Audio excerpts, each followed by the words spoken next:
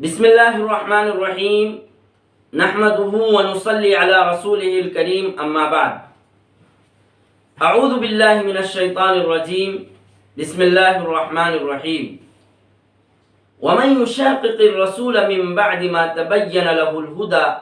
ويتبع غير سبيل المؤمنين نوله ما تولى ونصله جهنم وساءت مصيرا صدق اللہ العظیم۔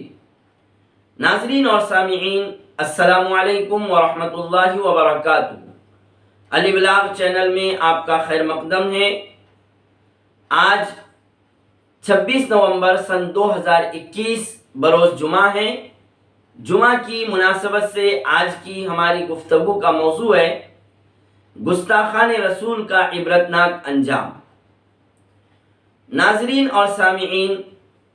کتب تاریخ و سیر کا مطالعہ کرنے سے اور ورق گردانی سے پتہ چلتا ہے کہ ہر زمانے میں اللہ کے آخری نبی صلی اللہ علیہ وسلم، اللہ کے حبیب محمد عربی صلی اللہ علیہ وسلم کی شان اقدس میں گستاخی کرنے والے، اہانت کرنے والے، محروم اور مردود لوگوں کی ایک لسٹ اور فہرست ہے۔ اور جتنے بھی اس دنیا میں آپ صلی اللہ علیہ وسلم کی شان اقدس میں گستاخی اور توہین کرنے والے مردود اور ملعون لوگ ہوئے ہیں، ان کا بڑا ہی عبرتناک انجام اس دنیا میں اللہ تعالیٰ نے فرمایا، اور جہنم رسید ان کو فرمایا۔ وہ یا تو قتل ہوئے یا کسی اور طریقے سے اللہ تعالیٰ نے انہیں بڑی ہی عبرتناک سزا دیا ہے۔ آئیے آج کی اس مجلس میں ہم ایک بہت بڑے گستاخ رسول صلی اللہ علیہ وسلم کا ذکر سنتے ہیں، اور اس گستاخ رسول کا نام ہے خسرو پرویز بادشاہ، جس کا واقعہ کچھ اس طرح ہے کہ حضور اکرم صلی اللہ علیہ وسلم نے جب ایران کے بادشاہ خسرو پرویز کو اسلام کی دعوت دینے کا ارادہ فرمایا تو اس کے نام ایک خط لکھا، جس کی عبارت کچھ اس طرح تھی: من محمد ابن عبد اللہ ورسولہ الی کسری فارس والسلام علی من اتبع الہدی اسلم تسلم فإن تولیت فعلیک اسم المجوس۔ پھر آپ صلی اللہ علیہ وسلم نے یہ نامہ مبارک اور یہ دعوت نامہ اور یہ خط دے کر حضرت عبداللہ ابن رواحہ رضی اللہ عنہ اور بقول بعض عبداللہ ابن حذیفہ رضی اللہ عنہ کو ملک ایران روانہ فرما دیا۔ چنانچہ جب عبداللہ ابن رواحہ حضور پاک صلی اللہ علیہ وسلم کا دعوت نامہ اور خط لے کر خسرو پرویز کے دربار میں پہنچے تو دیکھا کہ لوگ اس لعین بادشاہ کو سجدہ کر رہے ہیں، اس کے تخت کو چوم رہے ہیں۔ مورخین لکھتے ہیں کہ حضرت عبداللہ ابن رواحہ کا بیان ہے کہ میرے پاس ایک تلوار تھی جو بہت پرانی اور خستہ تھی، اور جس کا کچھ حصہ ٹوٹا ہوا بھی تھا۔ حضرت عبداللہ فرماتے ہیں میں اس تلوار کو زمین پر چبوتے ہوئے اس لعین خسرو پرویز بادشاہ کے دربار میں جا پہنچا تو مجھ سے پوچھا گیا کہ کہاں سے آئے ہو؟ جواب دیا مدینۃ الرسول صلی اللہ علیہ وسلم سے آیا ہوں۔ پوچھا کس لیے آئے ہو؟ جواب دیا رسول خدا صلی اللہ علیہ وسلم کا نام مبارک لے کر آیا ہوں۔ فرماتے ہیں کہ خسرو پرویز نے میرے لباس کو دیکھا، پھر اپنی فوج کی طرف دیکھا اور کہا کہ اے عبداللہ، تو نے مجھے سجدہ نہیں کیا؟ اے عبداللہ، تو نے میرے سامنے سجدہ نہیں کیا؟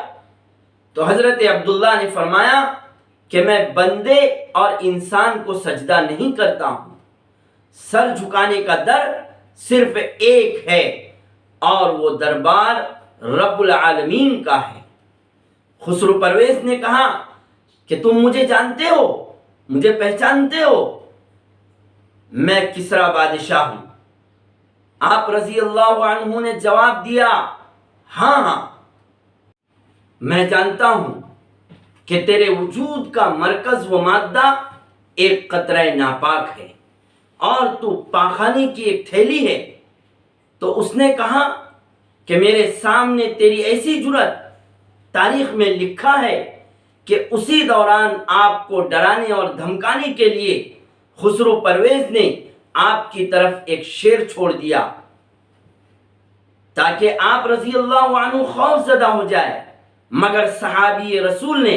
شیر کو دیکھ کر کہا کہ او بلی کے بچے، تو کہاں اور کس پر حملہ کرنا چاہتا ہے؟ یہ کہہ کر تلوار سونت لی اور شیر کے دو ٹکڑے کر دیا، اور اسی وقت حضرت عبداللہ نے خسرو پرویز کے ہاتھ میں حضور پاک صلی اللہ علیہ وسلم کا نامہ مبارک تھما دیا۔ جب خسرو نے ختم دعوت اسلام اور تصدیق رسالت صلی اللہ علیہ وسلم کی عبارت کو دیکھا تو توہین آمیز الفاظ میں یہ کہا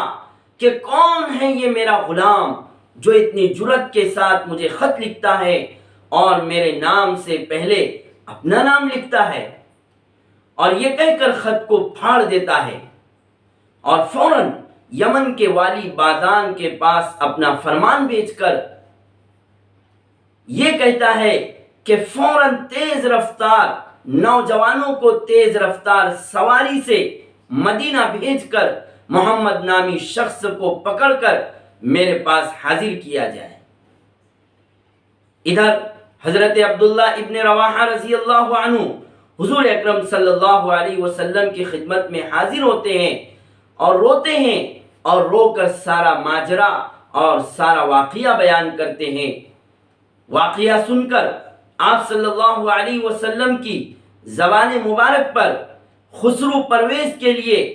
بد دعا کے کلمات آتے ہیں۔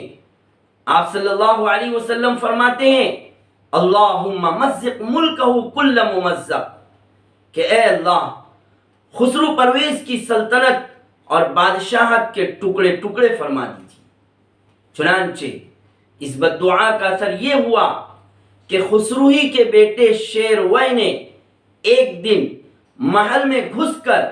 اپنے باپ کو بڑی بے دردی سے اور بے رحمی سے قتل کر دیا، اور قتل کر کے اس کی نعش کو محل کے باہر پھینک دیا۔ لوگوں نے صبح اٹھ کر دیکھا تو خسرو پرویز کی نعش باہر پڑی ہوئی ہے اور کتوں کا جھنڈ اور بہت سارے کتے اس کی نعش کو نوچ نوچ کر کھا رہے ہیں۔ بہرحال پھر جب وہ تیز رفتار سوار خسرو پرویز کے حکم پر مدینۃ الرسول صلی اللہ علیہ وسلم پہنچتے ہیں تاکہ آپ صلی اللہ علیہ وسلم کو گرفتار کرے، اور جب وہ مدینہ آتے ہیں تو آپ صلی اللہ علیہ وسلم نے صحابہ کرام سے فرمایا کہ اے میرے صحابہ، یہ مدینہ میں آنے والے ہمارے مہمان ہیں اور ہم ان کی مہمانی کریں گے، ان کی ضیافت کریں گے۔ پھر آپ صلی اللہ علیہ وسلم نے ان آنے والے تیز رفتار سواروں سے کہا کہ تم بڑی دور سے آئے ہو، ذرا آرام کر لو۔ پھر آپ صلی اللہ علیہ وسلم نے ان آنے والوں سے کہا کہ جس خسرو نے تمہیں مجھے گرفتار کرنے کے لیے بھیجا تھا اس کی نعش کو کتے نوچ نوچ کر کھا رہے ہیں اور اللہ تعالیٰ نے اسے جہنم رسید کر دیا ہے۔ تو یہ ایک گستاخ رسول خسرو پرویز کا عبرتناک انجام ہم نے سنا۔ ایسے بے شمار اور جو بھی آپ صلی اللہ علیہ وسلم کی شان مبارک میں گستاخی اور توہین کرنے والے اس دنیا میں آئے، اس وقت سے لے کر آج تک ہر ایک کا اللہ تعالیٰ نے برا حشر فرمایا اور انہیں جہنم رسید فرمایا. اور ویسے بھی اس دنیا میں آپ صلی اللہ علیہ وسلم کی توہین کرنے والے اور آپ صلی اللہ علیہ وسلم کی گستاخی کرنے والے کسی بھی مردود کو اس دھرتی اور اس زمین پر زندہ رہنے کا کوئی حق نہیں ہے، کیونکہ یہ زمین اور یہ دھرتی اللہ پاک نے اپنے لاڈلے نبی محمد عربی صلی اللہ علیہ وسلم کے لیے بنائی ہے. اس لیے جو بھی ان سے دشمنی رکھے گا، جو بھی آپ سے مخالفت رکھے گا اور آپ کی شان میں گستاخی کرے گا، اللہ تعالیٰ اس کا برا انجام فرمائیں گے، اسے جہنم رسید فرمائیں گے. انشاءاللہ آئندہ مجلس میں ہم مزید گستاخان رسول صلی اللہ علیہ وسلم کا انجام اور برا حشر سنیں گے، اور اس سلسلے کو انشاءاللہ ہم کچھ ایام کے لیے جاری رکھیں گے. اللہ تعالی ہمارے نبی پاک صلی اللہ علیہ وسلم سے ہمیں سچی پکی محبت نصیب فرمائیں، اور اس محبت کے نتیجے میں ہمیں جنت میں آپ صلی اللہ علیہ وسلم کی صحبت و رفاقت نصیب فرمائیں. سبحان اللہ و بحمدہ، سبحان اللہ العظیم، وما علینا الا البلاغ المبین.